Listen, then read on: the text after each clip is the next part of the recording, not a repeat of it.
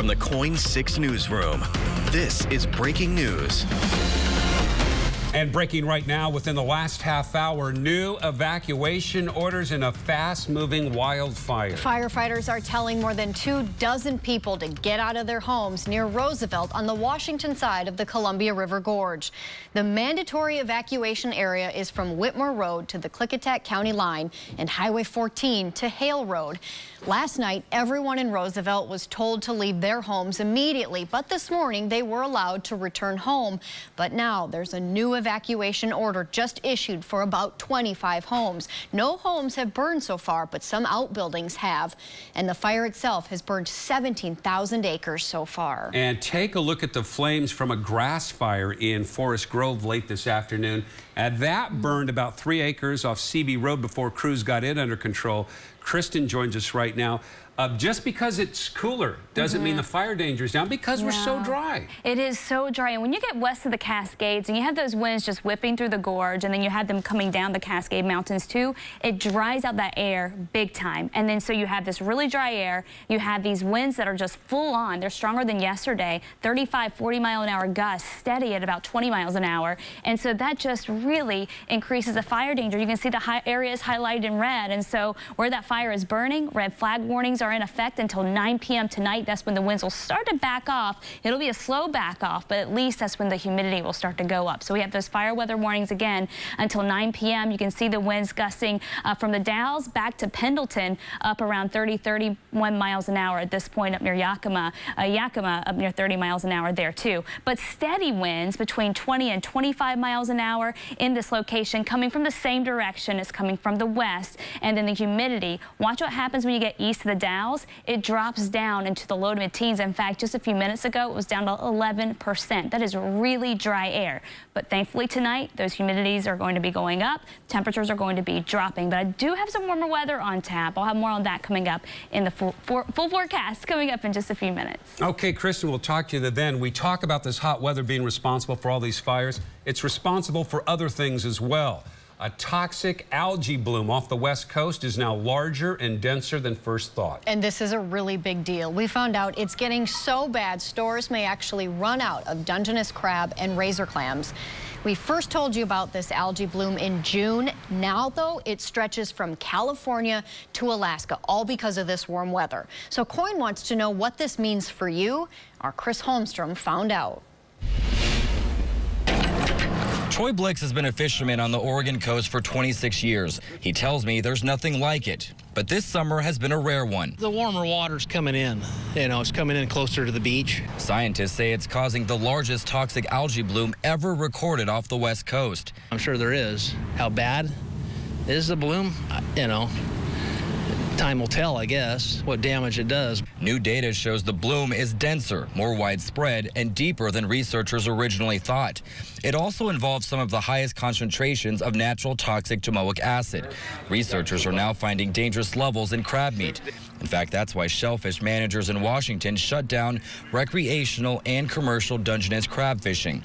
But I checked. Crabbing is still allowed off the Oregon coast. I went to the Belle Bowie Seafood Market in Seaside to find out why. They have a really early warning system up there. We're down here, we're just testing the water right on the beach, and they do a lot more up there than we do down here. The same toxic putting clamming on hold earlier this summer in both Oregon and Washington. We actually dug clams and had them and cleaned them, and then they put the domoic acid scare, so, you know, we threw them away. We'll be out of clams come November, December probably, yeah. We got some shrimp dip. The owner of Belle Bowie says if the algae bloom continues to grow, you may no longer be able to get Dungeness crab or razor clams. Well, there's not too many places you can get razor clams except out of Alaska. Now is the only place that's open. And even in Alaska, they've shut down one side of Cook Inlet, and it's only the commercial side that they can go to. So fishermen tell me aside from shellfish, they're also concerned about salmon, saying that if the Columbia River doesn't cool off soon enough, it could be catastrophic, not only for the environment, but for the fishing business in general. Reporting from Warrington, I'm Chris Holmstrom for KOIN 6 News. Chris, thank you. Now we're learning more about a man who attacked people inside a movie theater near Nashville, Tennessee. It happened again today. Police confronted the 29-year-old gunman after getting a call about shots fired. They say he was wearing a surgical mask, had a pellet gun and a hatchet, and had just released large amounts of pepper spray into the theater. He died after a shootout with police. Some of the people inside the theater were affected by the pepper spray, but otherwise, no one was seriously hurt. And our coverage of the latest theater shooting continues on the CBS Evening News. Live reports from the scene right after KOIN 6 News. Presidential candidate Hillary Clinton is in Portland and Bernie Sanders is on his way. But the visits for the top two Democratic candidates could not be any more different. Our Chris Woodard live outside Veterans Memorial Coliseum with more on these visits. Chris? At Bernie Sanders' event here Sunday will be free and there will be a big crowd. Hillary Clinton's event across town today, small and expensive. Two candidates who both think Portland can help their cause. They have two very different things going on here. At the end of a long, winding road in one of Portland's wealthiest neighborhoods, security is tight Wednesday. But for $2,700, you can get inside and meet Hillary Clinton. So right now they're in what's called the money primary. Portland Mayor Charlie Hales tweeted these photos from inside the event. Only about 150 people are expected to attend the Clinton event, held at the home of Democratic Party insiders. We're not Iowa, we're not New Hampshire, so she's not worried about getting out the vote here, but she is coming here to hit people with deep pockets, get them committed to her campaign. So if somebody like Joe Biden gets in, they'll be with Hillary instead of him. Would you prefer to be called Madam President or Mrs. President? Her last Portland appearance, far different. And I hope you're ready for a long evening. She spoke at Keller Auditorium last year, and it was a large crowd. But Bernie Sanders may pull in even bigger crowd when he rolls into Portland Sunday. Bernie, on the other hand, is doing whatever he can to get excitement behind his campaign to go from being the spoiler, the left-wing guy who, is bringing up some interesting issues, to becoming a credible candidate. And this city, Portland, has become known as a center of this slightly off-kilter, liberal kind of way of thinking about things. Maybe exactly the place to do it. That's exactly Bernie's style. But Portland is a way to get that badge. And interestingly, both of those candidates hoping what goes down for them in Portland this week can help them elsewhere because Portland's primary is so late. Live in North Portland, I'm Chris Woodard for KOIN 6 News. All right, Chris. I love the political season. It's going to be really interesting with all those Republican candidates. And Bernie Sanders is growing crowds wherever he goes. Very popular candidate. And I think it caught a lot of Clinton supporters by surprise. It'll be real interesting to see what happens there. Thanks, Chris. Thank you, Chris. Okay, they can't seem to catch a break here. 6 times in the past 10 years, cars have plowed into this Clackamas County home, and it just happened again on Friday. Oh, what's going on here? Our Cole Miller live on the scene with a look at the damage and a couple's plea for help. Cole? Well, Jennifer, the headache just doesn't seem to end here. The homeowners tell me that cars come flying up Bell Avenue here to the intersection of Alberta. Now, sometimes those cars end up in the yard or the driveway, but this time it was different. A truck made its way all the way through the front of the house. You can see the damage there. Now, on Friday night, Greg Langley says that truck rammed into his home before backing out and then taking off. Thankfully, the driver was later found and arrested. The mess left behind, though, is clear.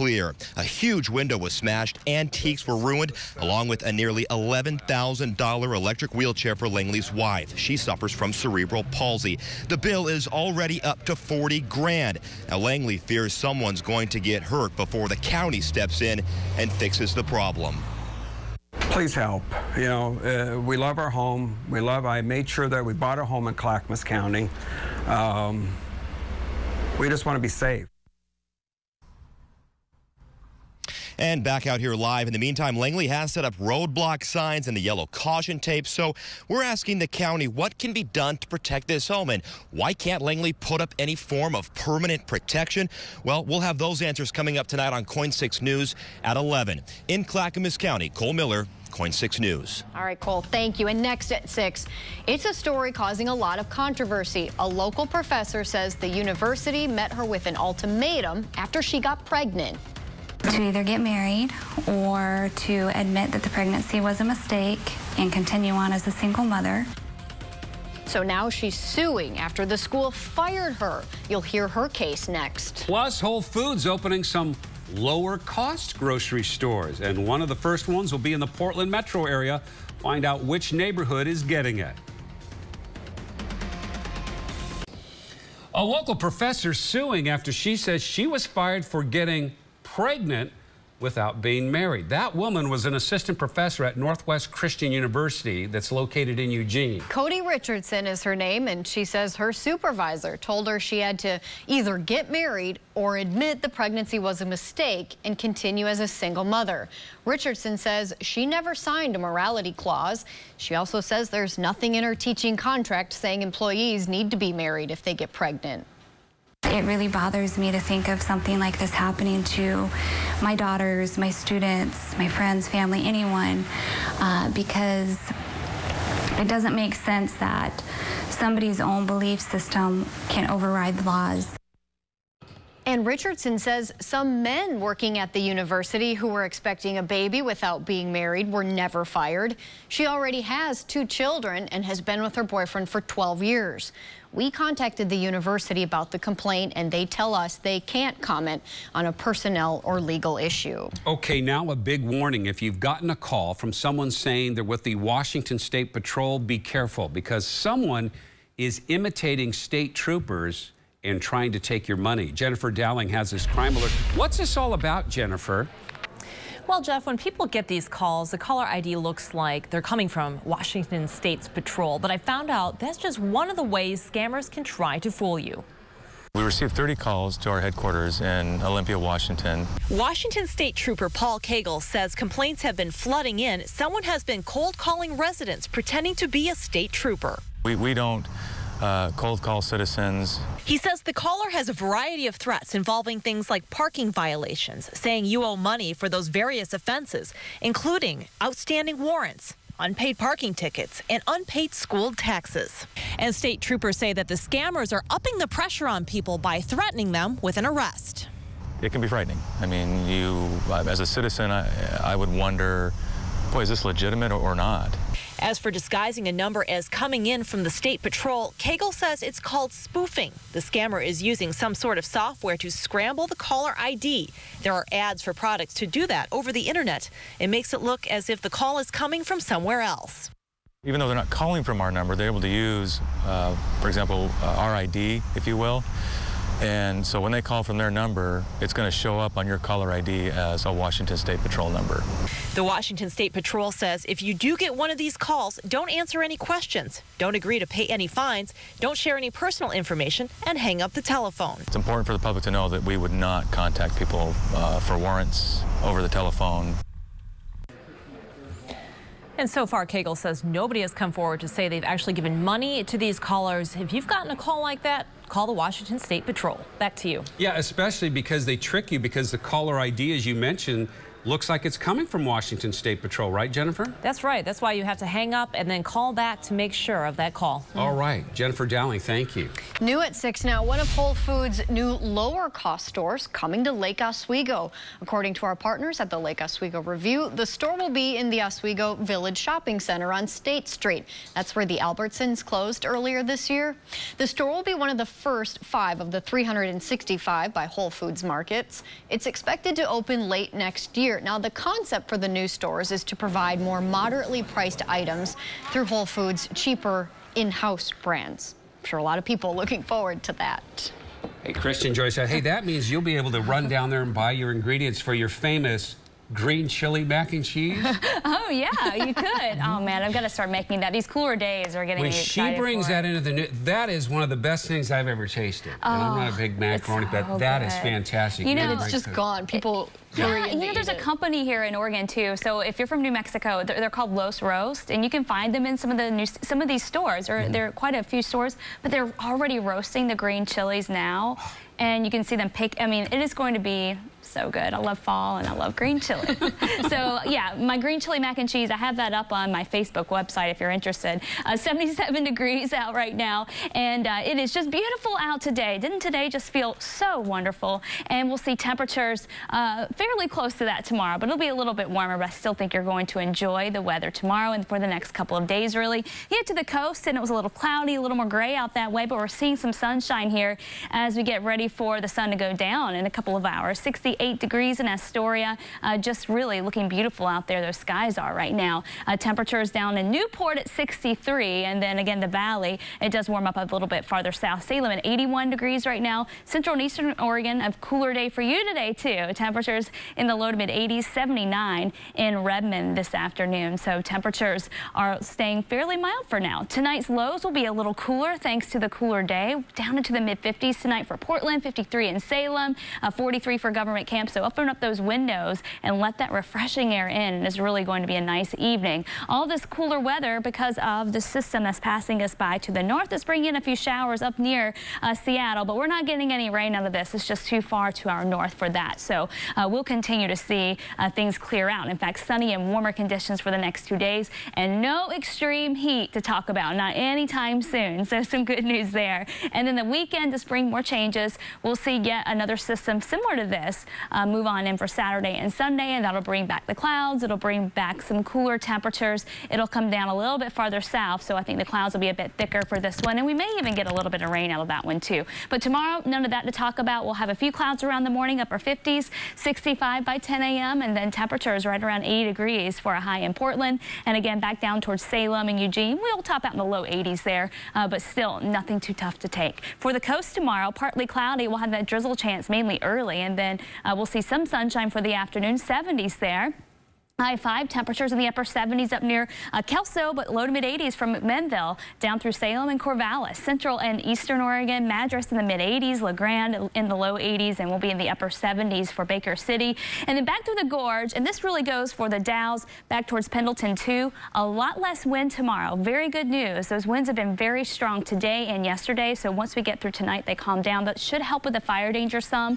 And tomorrow we'll see some of the cooler weather sticking around too. So temperatures in low to mid 80s, not too bad there, and we'll have a few clouds around from time to time. And then your 7-day forecast, again, no extreme heat anytime soon. 80 tomorrow, 84 Friday. We're in the upper 70s Saturday, Sunday, Monday, and Tuesday, and then it's back to the 80s Wednesday. So some really nice looking weather ahead. Just watching out for clouds and maybe a stray shower over the weekend. Don't forget you can download the PDX weather app and you can use that to track any rain that may be around if you have those weekend plans. I think right now it looks like a pretty slim chance that many of us will see a lot of rain this weekend, but there is that potential. Hopefully we can get something going. We still need it. But until then, it's just a perfect week. This week looks great. Just bottle it up and save it. Thanks, Kristen. And sell it, maybe. Well, next, a local 95-year-old World War II veteran gets an early birthday present. How she's being honored for her military service years later. A heartwarming story you won't want to miss.